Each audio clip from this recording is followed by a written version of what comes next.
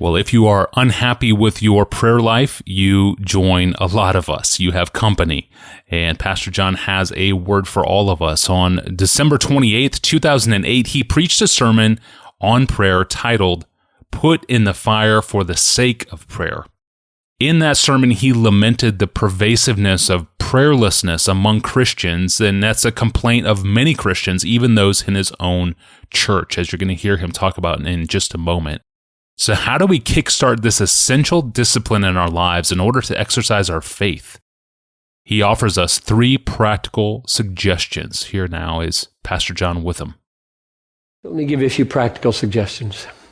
These are growing out of my life and out of my reading of the Bible. Just 3 brief practical suggestions, because we're not doing as well as we should. Now, suggestion number 1, set aside a time and a place each day, and don't leave it to chance. Set aside a time and a place each day, and don't leave it to chance. The devil defeats most praying before it happens because we didn't make a plan. If you don't plan, believe me, I have been at this a long time, and the devil hates me and my prayer life like you wouldn't believe how many good things keep me from praying. Not sin. Sin does not keep me from praying. Righteousness keeps me from praying. Answering holy emails and other holy things. Just checking out one more piece of relevant news to pray about at whatever news service you click on. It's not evil that keeps us from praying. It's good things, and He is shrewd to the bottom. So pick a place and pick a time and show up. Number 2, I suggest that you combine your praying with reading the Bible, and that you take what you read in the Bible and you turn it into prayer. Because your brain, if it's a typical human brain, will have a very hard time holding a train of thought while you pray with no help from the Bible.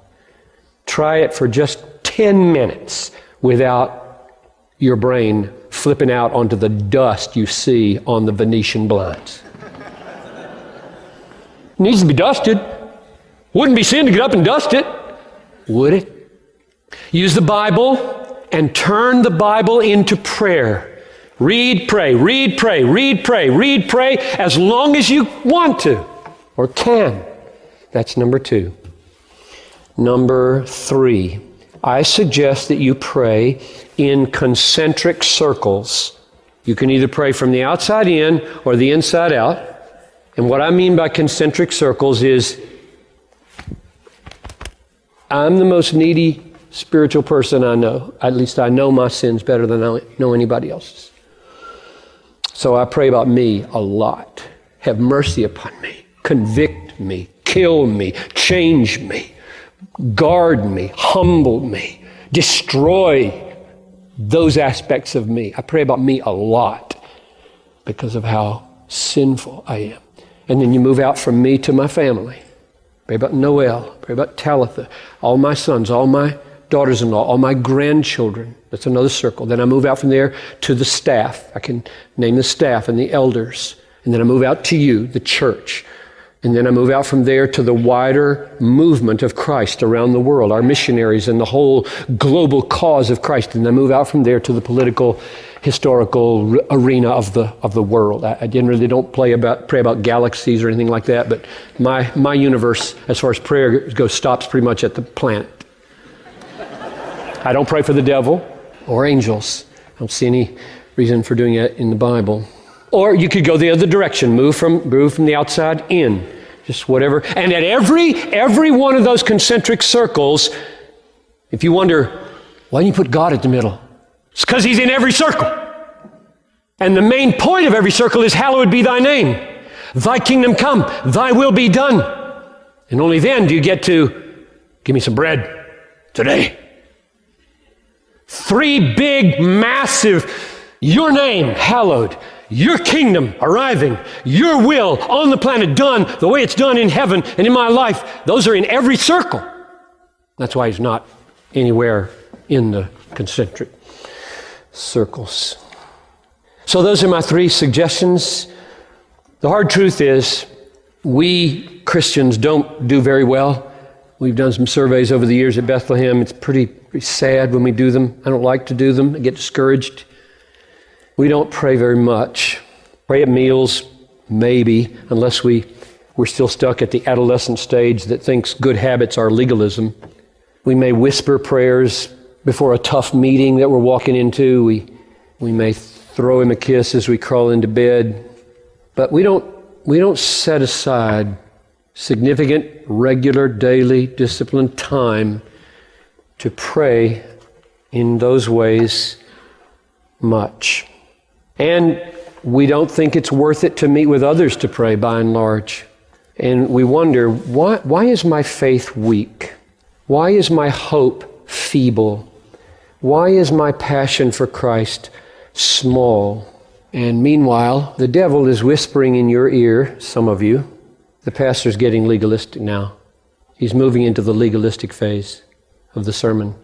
He's starting to use guilt now. He's getting the law out now. To which I say, to hell with the devil and all of his destructive lies. Be free, Bethlehem.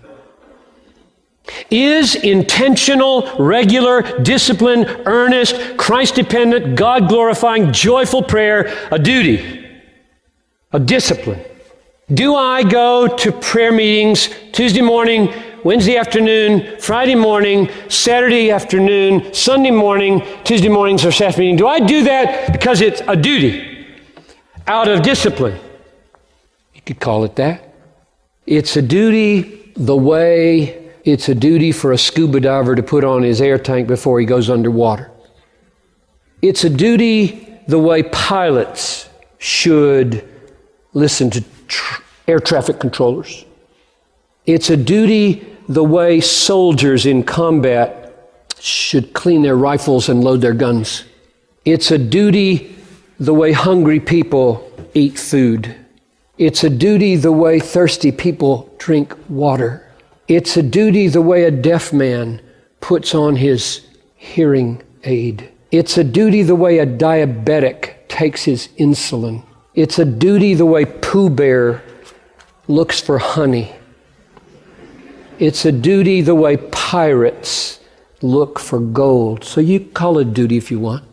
It is like that. I hate the devil.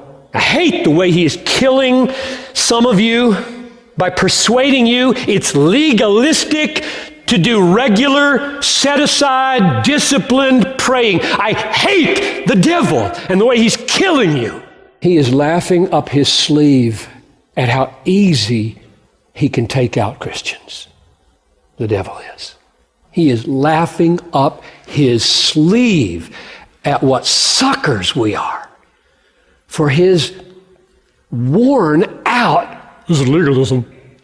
You should just look at him and say, I'm older than that. I'm not in 5th grade anymore. I've grown up a little bit. Get out of my life.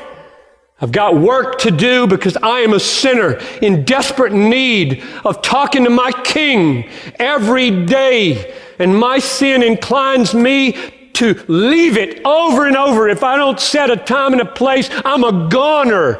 Let's talk to the devil. Give him some information. He might leave you alone for a while. Probably not. Folks, if we don't eat, we starve.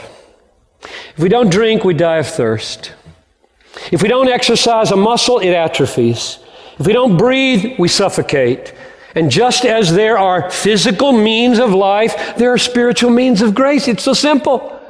Such a powerful excerpt taken from John Piper's sermon on December 28th, 2008. That sermon is titled, Put in the Fire for the Sake of Prayer. And you can find the whole thing at desiringgod.org. Whether you listen in the car, at the gym, or doing chores, thank you for having us along. And if you haven't done so yet, you can subscribe to Ask Pastor John in your favorite podcast app, in YouTube, or in Spotify. To find other episodes in our archive or to submit a question to us, go online to desiringgod.org/Ask Pastor John.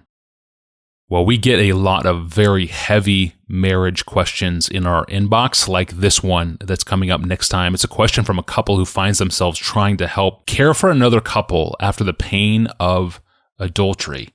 So how does Pastor John enter such a situation, and what counsel does he have for couples with a heart for helping hurting couples experiencing this very fallout? Like I said, it's a heavy question. It's a heavy episode, but it's up next time on Friday. We'll see you then.